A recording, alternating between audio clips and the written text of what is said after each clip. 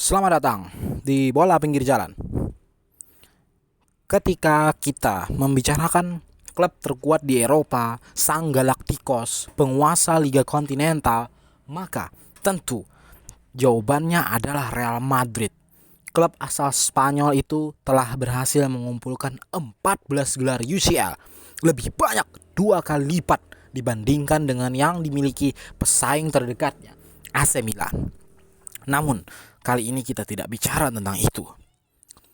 Kita akan membicarakan sebuah klub yang tidak kalah besar, tidak kalah mendominasi, dan tidak kalah hebat. Hari ini, masih dari Asia, kita akan menceritakan klub paling kuat di benua kuning.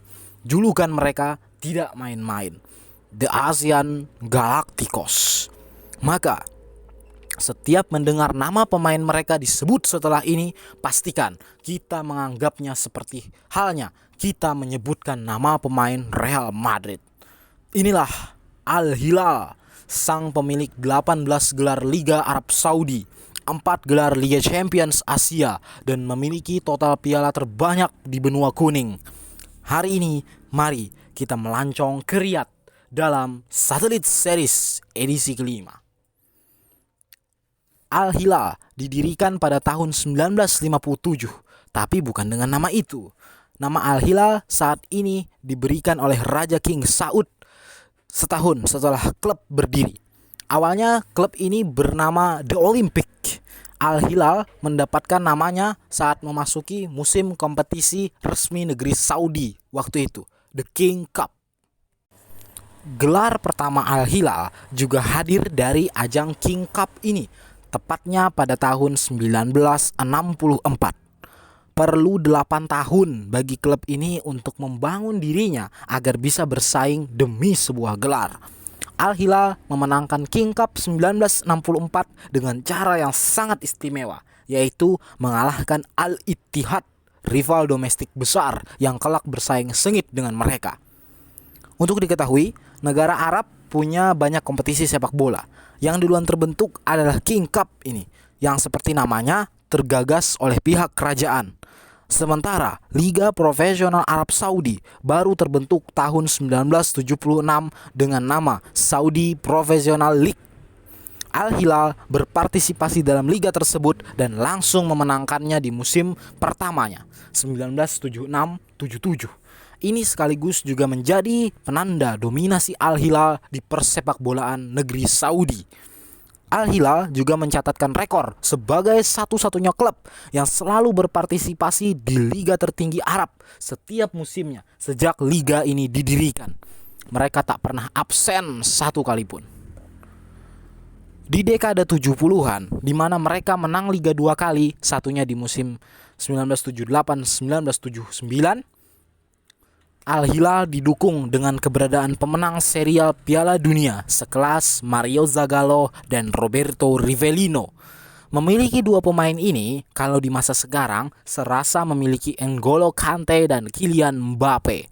Dari sini pula Al Hilal membangun reputasinya sebagai The Asian Galacticos. Terbukti, setelah dekade berikutnya, selain mendominasi liga, Al Hilal juga punya sederet pemain beken. Sebut saja salah satunya bek timnas Arab Saudi yang karismatik, Saleh Al-Nu'emeh. Susah sekali namanya. Saleh juga adalah kapten Al Hilal di periode itu dan merupakan bek terbaik di Asia. Mereka juga punya playmaker berbakat dalam diri Yusuf Al-Tunayan yang masih muda saat itu. Al Hilal juga punya penyerang tajam, Sami Al-Jaber namanya. Namun sayang, meski dibekali skuad yang cukup mumpuni, Al Hilal masih belum bisa bicara banyak di kompetisi level kontinental. Sebelum tahun 1990, prestasi terbaik Al Hilal di level Asia hanya 2 kali runner up Piala Asia, yaitu pada tahun 1986 dan 87. Dominasi Al Hilal di kompetisi level kontinental atau level benua baru dimulai di tahun 1991. Saat itu, dengan dibekali banyak pemain lokal yang bermain bagus, Al Hilal berhasil menumbangkan perlawanan klub Iran, Esteghlal, di final. Mereka memenangkan Liga Champions Asia sekali lagi pada tahun 1999-2000 dengan mengandaskan wakil Jepang, Jubilo Iwata. dramatiknya lagi, kemenangan Al Hilal ini didapat mereka setelah bermain sengit selama 89 menit. Gol baru tercipta menjelang peluit akhir. Oh, ini mirip seperti situasi di Stadion Camp Nou musim sebelumnya. Oke, kita kembali ke Al Ittihad, yaitu lawan Al Hilal di final King Cup di masa silam. Al Ittihad bertumbuh jadi rival yang tangguh bagi Al Hilal di liga domestik. Rivalitas keduanya kian kental ketika keduanya dianggap mewakili dua identitas yang ada di Arab Saudi. Al Hilal yang bermarkas di ibu kota kerajaan, Riyadh, dianggap mewakili identitas keluarga kerajaan Saudi. Sementara Al Ittihad yang bermarkas di kota pelabuhan Jeddah dianggap sebagai perwakilan dari rakyat Arab biasa. Lagi-lagi, rivalitas beda identitas ini mengingatkan kita pada aroma sepak bola Eropa. Rivalitas Al Hilal dengan Al Ittihad mencapai puncaknya memasuki era 2000-an. Saat itu, Al Ittihad memiliki pemain-pemain yang hebat sehingga dijuluki sebagai generasi emas. Dalam periode itu, antara tahun 2000 sampai 2010, Al Ittihad menjuarai Liga 4 kali, berulang kali merepotkan Al Hilal dan 2 kali mengalahkan Al Hilal di level Asia, sehingga The Asian Galacticos harus pulang lebih awal. Momen paling dramatik dari rivalitas dua klub ini di tahun 2000-an mungkin adalah pertandingan penentuan pemenang Liga di musim 2007-2008. Situasinya begini, Al Ittihad sedang memimpin klasemen.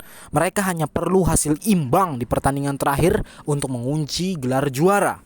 Yang mereka jamu di laga terakhir ini adalah Al Hilal, rival sengit yang sebenarnya juga masih berpeluang meraih gelar. Hanya saja Al Hilal harus menang. Lantas siapa yang menang? Rupanya Al Hilal. Akhirnya Al Hilal mempecundangi rival, mempermalukan mereka, membuat Al Ittihad menangis, mengubur mimpi rival untuk menjuarai liga dan meraih gelar juara. Setelah habis cerita tentang rivalitas dengan Al Ittihad, Al Hilal memasuki periode sulit di mana mereka harus berkali-kali terluka. Fans mereka menginginkan agar klub kembali berprestasi di level Asia, namun klub sulit mewujudkan impian tersebut. Mereka kalah di semifinal tahun 2010, mereka kalah di final tahun 2014. Lawannya adalah klub Australia, Western Sydney Wanderers. Mereka kalah lagi di final Liga Champions Asia tahun 2017 melawan klub Jepang, Urawa Red Diamonds. Padahal dalam periode itu Al Hilal dilatih oleh pelatih-pelatih bagus macam Robert Garrett, Gustavo Matosas, Ramon Diaz hingga Juan Brown. Mereka adalah pelatih kualitas Eropa. Memasuki musim 2018-2019, Al Hilal memutuskan untuk berbenah besar-besaran demi memuaskan hasrat mereka kembali berjaya di tanah Asia. Sudah 19 tahun mereka tak pernah merengkuh gelar Liga Champions Asia lagi.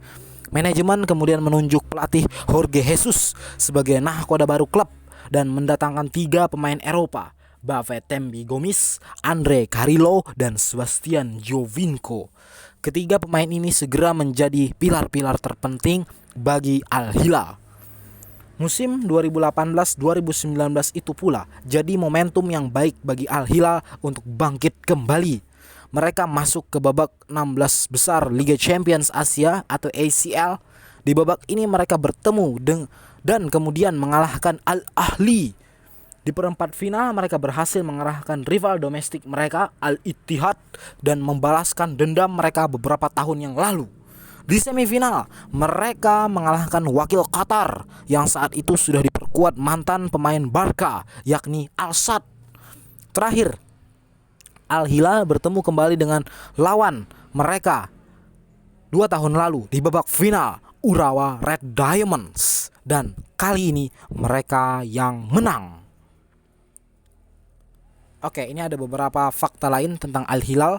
Di antaranya adalah pada September 2022, Al Hilal sempat mencoba menawar Cristiano Ronaldo dari Manchester United dengan kontrak super mewah, tapi Ronaldo menolak tawaran tersebut. Al Hilal bermarkas di King Fahd International Stadium. Stadion ini berkapasitas 67.000 kursi dan merupakan salah satu yang terbesar di Asia. Al Hilal memiliki rivalitas dengan Al Ittihad dan pertemuan mereka dijuluki sebagai Saudi El Clasico. Ini adalah rivalitas beda kota paling panas di Asia. Al Hilal juga punya rivalitas dengan An Nassr dan laga itu disebut Riyadh Derby.